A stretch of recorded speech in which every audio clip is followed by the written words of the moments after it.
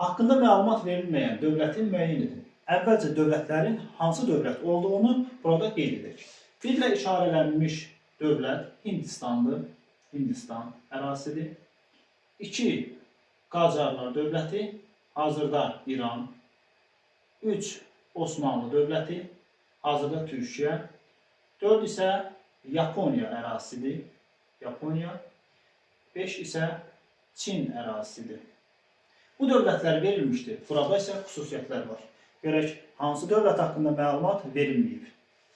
Birinci xüsusiyyət, yəni bu xüsusiyyətdir. 19-cu əsrin ikinci yarısında konstitusiya qəbul edilmişdir.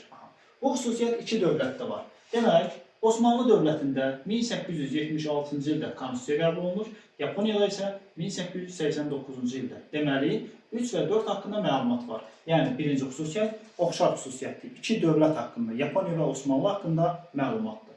İkinci xüsusiyyət, ərazisində ilk anti-imperialist çıxış 19-cu əsrin 90-cı illərində baş vermişdir. Həqiqətən də Qacarlar dövlətində, yəni 2 ilə işarələnmiş dövlətdən 1891-ci ildə Tənbəki üsyanı baş verir ki, bu da ilk anti-imperialist çıxış hesab olunur.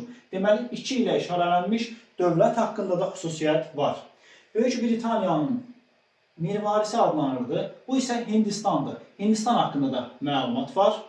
20-ci əsrin ikinci 10 illiyinin əvvəllərində Afrikadakı sonuncu mülklərini itirmişdir. Deməli, Osmanlı dövləti 1911-12-ci illərdə baş verən Trablis müharibəsində İtaliyaya məğlub olmuş və Liviyanı, Afrikadakı sonuncu mülklərini itirmişdir. Demək, bu xüsusiyyət də Osmanlı dövlətinə aiddir. Və silmədiyimiz rəqəm 5 oldu.